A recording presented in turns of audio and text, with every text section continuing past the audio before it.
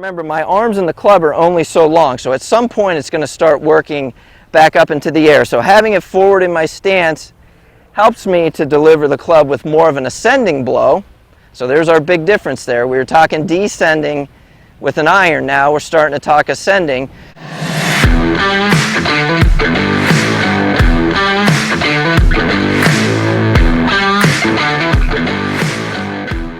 Hey everyone, in this video we're going to go over the difference between a driver swing and an iron swing in golf.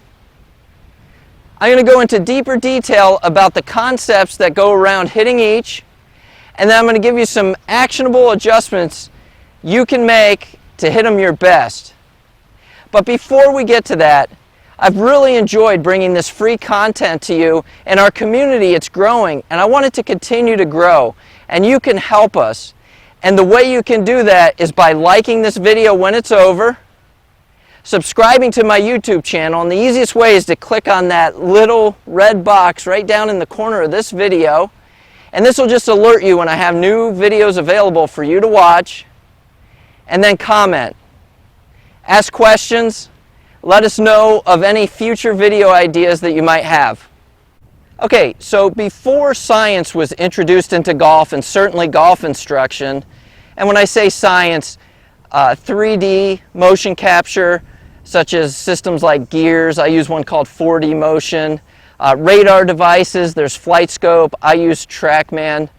But before we had this, it was really hard to see what was going on, and so when I was instructing students, the lesson club typically we know is a 7 or 8 iron, so I'd get them hitting their 7 or 8 iron really well during the lesson, and then it was time to go to the driver, they wanted to hit the driver, and I'd say, okay, grab your driver and we're just going to do the same thing.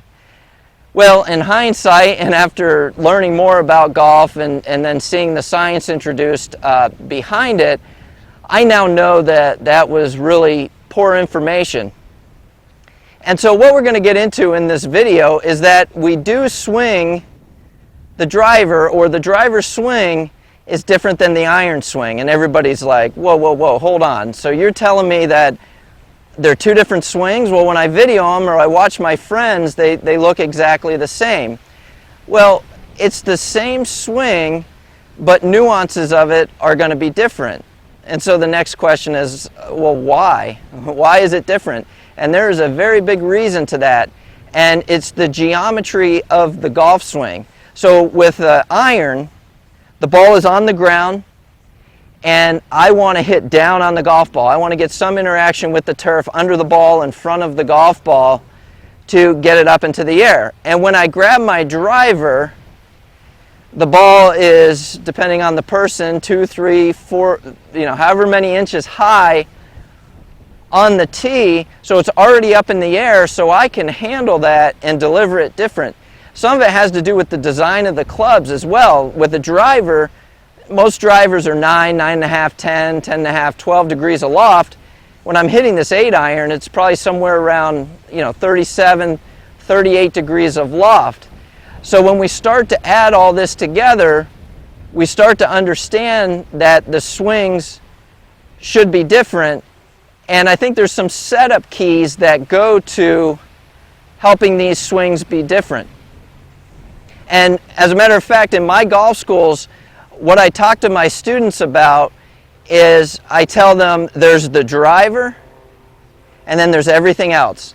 So the driver is its own animal, and we'll go over that in a little bit, why it's its own animal and what we're going to do setup-wise to hit it our best.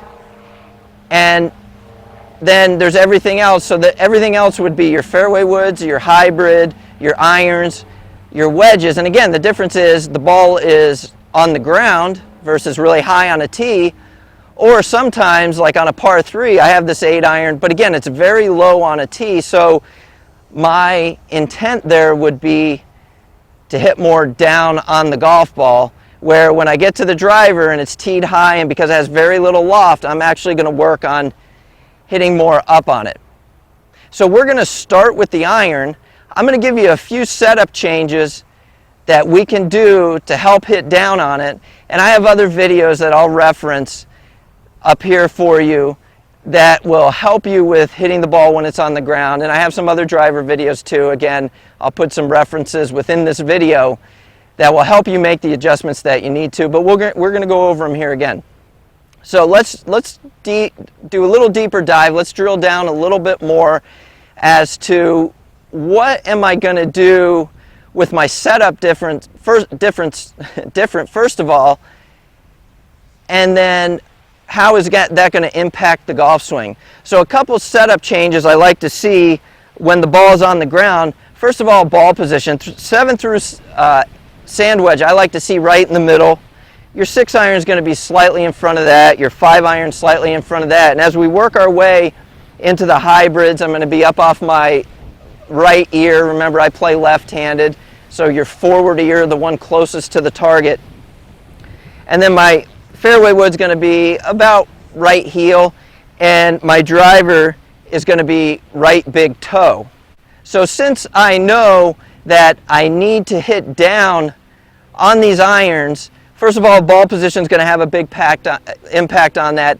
The other thing is, as I set up, and we measure tour players, and they're, depending on who we're talking about, are as an average 55-45, but that's an average. So some of them might even have a little more pressure forward than 55. Some of them might also have less. They might be more level. I'm sure you can find some that maybe even have a touch more weight on their trail side. For me, that would be my left side. But I think a very helpful thing to, again, get the geometry of the swing correct, which we'll get into that in just a moment, is to have just a little more weight forward. And I don't like to see the hands back. I like to see the hands, maybe just 1 or 2 degrees of forward shaft lean. That's pretty exact.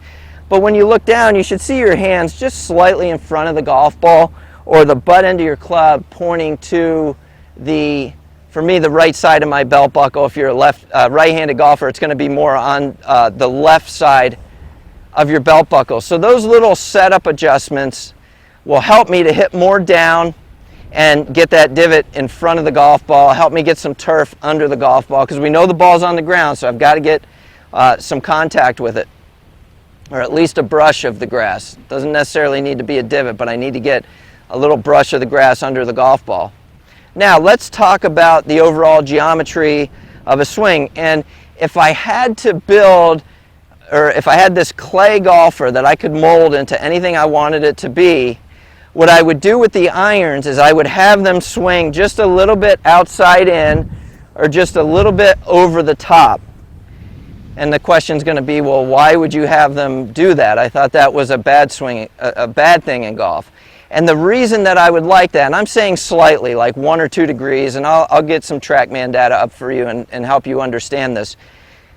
But 1 or 2 degrees outside in or over the top, because when the club is moving over the top, it's moving from a high position to a low position, which helps me to hit down on it, which we know when the ball's on the ground, again, hybrid, fairway wood, iron, wedge, I need to have that downward intention, or need to have that downward angle. So with my irons, with my perfect golfer, or my clay model of a golfer, I'm going to have them just a little bit outside in, a little over the top to help them hit down. So what does that mean with the driver? With the driver, I've already stated that we want to hit up on it. So there's a few setup things we can do. Let's go over that first, and then we'll look at the geometry of the swing in just a second. So setup-wise, as I already stated, I'm going to have the ball much more forward. So that helps me. Remember, my arms in the club are only so long, so at some point it's going to start working back up into the air. So having it forward in my stance helps me to deliver the club with more of an ascending blow. So there's our big difference there. We were talking descending with an iron. Now we're starting to talk ascending. So having the ball forward, and because the ball's in the air, I can start to play with my setup. And there's a couple ways I like to see my students play with their setup. One is creating a little bit of spine tilt away from the target. What's the easiest way to do that? Take your shoulders and point them as high as you want the ball to go. So you see, as I'm pointing my shoulders up into the air, my spine is tilting away from the target.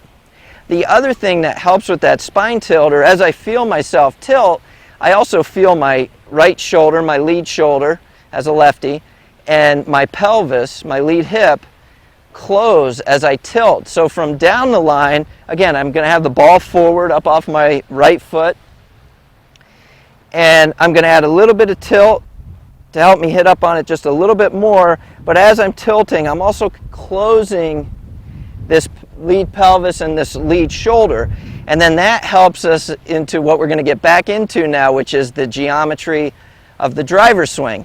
So back to my clay model golfer here. I've just got this piece of clay I can mold into the quote-unquote perfect golfer, which I don't think exists, but it's another conversation. So what we're going to see, or what we're going to want to see, or what I like to see with this molded golfer, is I want to see a little more inside out swing, which allows me now to hit up on the golf ball. And why is that? Well, we can see as I bring the club more inside out, the club is moving from a low position to a high position, which allows me to hit up on it. So all those setup things that we just did goes right along with what we're doing to hit up on it with a driver. So when I have my lead shoulder in, my lead pelvis in a little, it just makes it easier for me to take the club back low and inside, and all things being equal, if I can deliver it the same way, the club is going to move in that low to high sort of fashion that I'm looking for. And again, another big thing that helps is the tilt. So as I get the tilt, the lead closes, and I swing, I'm going to see that club move much more low to high through impact, making it much easier for me to hit up on the golf ball. Okay, so we understand all the science and geometry behind hitting an iron versus hitting a driver, and now we're going to put it into action. The first thing I'm going to do is I'm going to hit this driver. So remember, a couple setup things I talked about was getting the ball more in the center of my stance, because I am hitting an 8-iron here, and I'm going to have my hands in the handle just slightly 1 or 2 degrees of forward shaft lean, just pointing at the right side of my belt buckle for a left-handed golfer. And then the other thing I'm going to do is I'm going to feel like the club is just on more of a steeper plane, almost feel like it's just slightly over the top, which is going to allow me to hit more down on it and get a divot in front of the golf ball. So let's give that a try. See if we can get the geometry right here.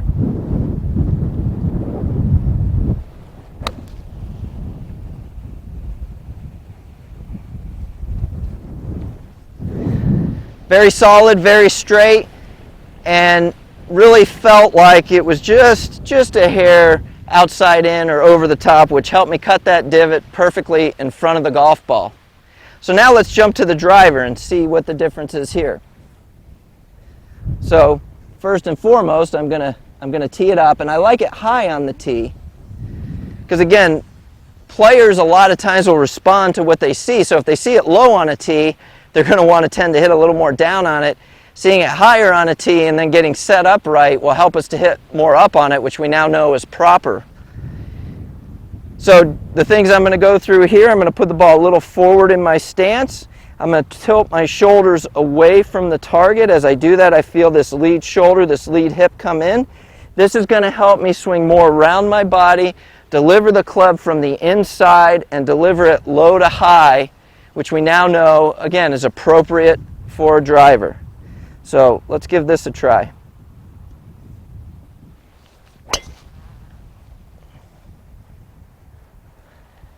Very good, and even with a little draw, which is very good for me. So now you know the difference between a driver swing and an iron swing in golf.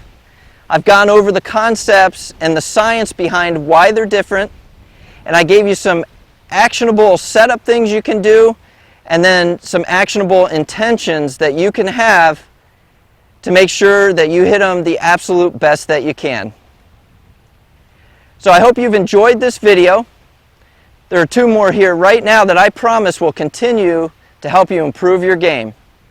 And remember, please like, subscribe to my YouTube channel, and comment.